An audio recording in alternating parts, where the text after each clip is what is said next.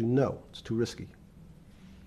So the financial collapse of 2008 is because of hardworking African Americans, Hispanics, and whites who wanted to have a ownership stake in the society that all rests on their shoulders. They're the culprits. No, not at all. Okay, then I didn't say they were the culprits. I was pretty clear it was Bill Clinton. Okay. Why was it Bill Clinton? Because Bill Clinton wanted to get votes from those people.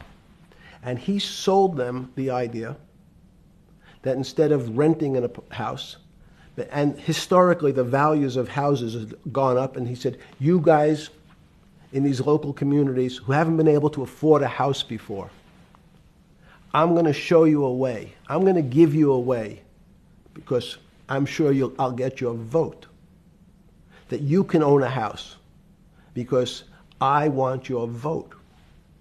So what we're going to do is I'm going to let you buy a house, Mr. Bannon, when you really, you're right on the border, maybe, or not even on the border. Your credit is not good. Okay, let's be honest. And it's not my fault, it's not Bill Clinton's fault, but if whatever happens, at the moment your credit score or whatever it is, your credit's not good. Now, normally, you come to me and want to borrow money, I'm a bank, and I say, I'm sorry, Mr. Bannon, I can't lend you money because your credit score is not up to where it needs to be. Hopefully, if you work harder and clean up some of your problems, it will be. But no, what I say to you is, I'm going to figure out a way to lend you, not give you. I'm going to lend you money anyway, though you don't have a good credit score. And don't worry, I'm going to get rid of the term that you don't have bad credit. Bad credit sounds pejorative. You don't want to be a person. Sounds judgmental. Yes, sounds judgmental. So what we're going to do is we're going to call your credit situation subprime. Oh, nobody knows what that means. Subprime. That means prime is good credit. Subprime is not good credit, less than good credit. So we'll call it something that people really won't follow, and we'll tell you what. We're going to have people lend you money, though you are a subprime borrower, and I will figure out some government agencies to guarantee your loan, though I don't think you're a good risk. So the banks say, no, we don't want, initially, the bank said, sorry, this is too risky, Mr. President, for us. We're in the business of managing risk. It's not our money. It's the hard-working people's money sitting in our bank. We can't lend to people whose credit is not prime. You're asking us to lend to people who are subprime.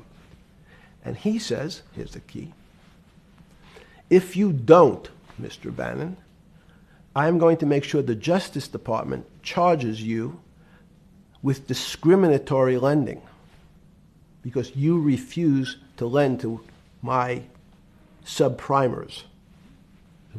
In business terms, you should never lend to. But what we'll do is I'm going to form an agency called Fannie Mae and Ginnie Mae, just another agency names.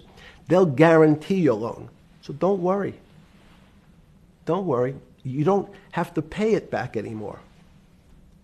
Even though and maybe you don't even have to work as hard anymore. That's probably a harsh statement, but these players, these two big firms, Fannie Mae, will guarantee the fact that that bank will receive its money.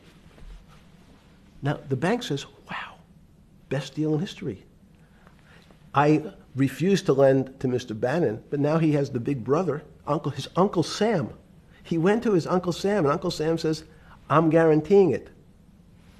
The bank says, I want everybody. Give me as many people as you can give me, because Uncle Sam is the best credit in the world. Not only it's the United States government. We'll take it all. We'll take as much subprime as we can handle, because it's the best investment for the moment. It's a strange investment because it has politics that has inserted its way into the numbers. Politics doesn't belong in the markets, but now we're going to have, I want the votes, we'll make guarantees that you who can't get a house normally will be able to get a house from the bank.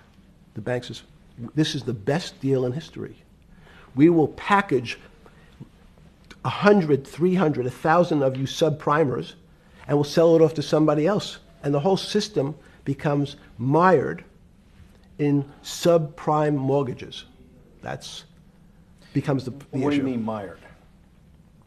There's just too much supply. It's a supply-demand problem. You get too much supply? No, it's a very good question. What does too much supply mean? Well, then you get to people, go back to your first question to me, government leaders. Government leaders know if they're good, and they can do mathematics, they can balance their checkbooks. So certain people in Congress said, well, how do you value these subprime mortgages? The banks say, we've been valuing them the same way we've always valued them for the past 20 years. The accounting firms, there's something in this country called GAAP accounting, which is a standard type of accounting. And we account for them the same way we've always accounted for them. If we paid $1,000 for your mortgage last night, when we put it on our books today, we're going to say its value is $1,000. It makes sense. I paid for it. What's its value? It's $1,000. That's what I paid for it last night. No. The Congress people said, that's not really a good answer, you know. That doesn't give us confidence that you know what you're doing. Because what happens if you have to sell it tomorrow morning? Something's happened and you have to sell it. Remember, there's kinds of stress tests. Would you be able to value it at what you paid for it the day before? And Wall Street says, that's not the way you can think about this. This is crazy. We always value things at the cost from the day before.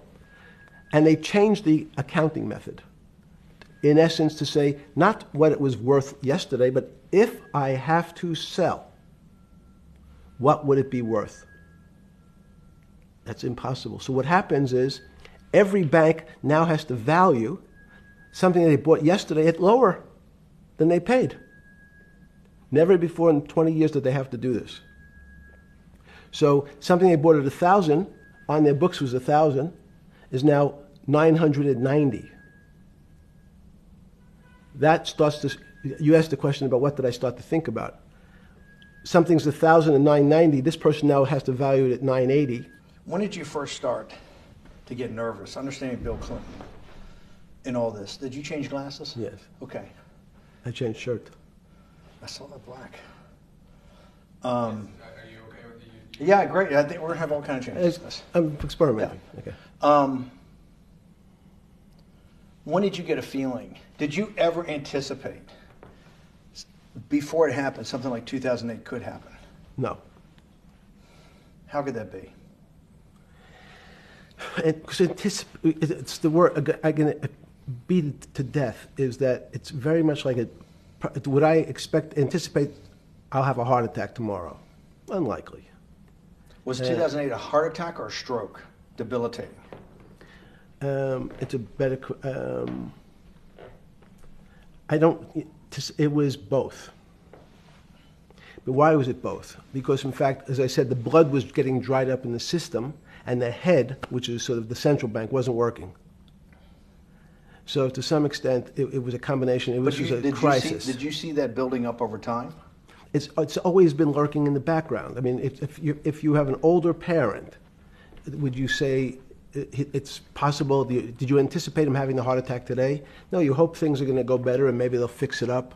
The system was getting too complex, and it wasn't based on derivatives, because what people keep forgetting, and as I was just explaining, Wall Street, and in many professions, including Wall Street makes it sound complicated. They don't want the little guy to understand what they do because they make so much money and they don't do very much. So they couch it in words like derivative and stock options and commodity futures and different types of contracts. It's all everyone is capable of understanding it. It is not complicated. But Wall Street, because they make so much money from doing fairly simple things, needs to make it more complicated than it really is. We had a very big recession in the early 90s based upon real estate and Japan basically imploding. Let's again, Okay. you had a recession in the 90s. I don't know what it's based upon. It's always interesting to look back and say, separate from there's certain triggers, like in the 70s there was a... What do you think it was based upon, the 90s downturn? It's clearly there was a huge downturn. No, I know there was a downturn. That's what I know for sure. That's a fact. Everything else is sort of speculation about why did he have that? I understand that, but Sorry. there's some speculation that has 0% probability of being true, and there's others that have 90%. In the range, when you look at the range of alternatives of what could have caused it in 90, and what I'm trying to do is get you all the way up to 2008. Look, you're the smartest guy in the room, right? You know that. Do you think there's anybody in the world today? Oops, this is going to be a bad question. No, but do you think anybody in the world today, the Alan Greenspans, the Bernankes, is there any central banker you know, any partner of any Wall Street firm, any guy running a trading desk, and I would take it that would be, or anybody at a Larry Fink at BlackRock, Steve Schwartzman at Blackstone, the top 100 financial guys, and let's throw in a couple of Nobel economists, and let's throw in the best professors at Wharton, at Harvard, at Stanford. Do you think that there's anybody that understands money or understands the world's financial system as good as you? There must be. But it doesn't come to the top of the head. No. Okay, fine. Now I've gotten that, let's go back to 1990. In that arc from the fall of the Berlin Wall to 2008. Good. We started with the implosion in Tokyo of the Japanese economy, Japanese financial markets. We had the huge run-up in internet stocks, right? We had the implosion of that in 2000. The bankruptcy of Drexel Burnham in 90. Mm-hmm. Implosion of Japan, huge run-up in equity markets for the internet, implosion of the internet in 2000, 10 years later roughly. Mm-hmm. And then this run-up through the Iraq War and all that, the run-up to 2008. Every 10 years, it seems like, we're in some sort of 10 years before the 1990s was the 70s. You sound like an astrologer. Okay. And not a financial person. You're supposed to be a mathematician. It just seems to me a pattern of every 10 years. That's misleading. That's exactly right. Okay. Because people like to see patterns. People like to see patterns where there are none. So a pattern of a financial crisis every 10 years is just in my mind. Yes. Long-term capital that had to be bailed out back in the late 90s when everybody panicked. And that wasn't that bailout today would look small, and it was $5 billion or was $30 billion. Businesses fail all the time. But long-term capital, the Federal Reserve stepped in. But I'm saying people go bad. Things go bad all the time. Yes, you're correct. The audience that's watching this, the little guys, they go bankrupt all the time and nobody gives a shit. You know why? They're a little guy. But when long-term capital management goes bankrupt, or Bear Stearns goes bankrupt, or Lehman Brothers goes bankrupt, people care because it's an unfair characterization. Why do you say that? Because again, it's the complexity of the situation. If you think about you have a complex system. You have your body. Now, in fact, the little guy is my finger. This is. And Bear Stearns is your heart. That's correct. The banking system is my heart. The system, I can't risk my because remember, it's not only my. You haven't been able to name. Hang on. You haven't. Hang on. No, hang on. I was trying to hang. I wanted to see if the hang on worked. No. You haven't been able. You're not good enough yet. You're like junior wizard trying to do it. You haven't. Yes. I'll say, since we can't name another guy that's as good as you. There may be a couple out there. You're not bragging. You're humble. It had to be sometime. Please tell me there was some time before you went to jail and basically got cut off from daily information in the summer of 2008, that you started to get very nervous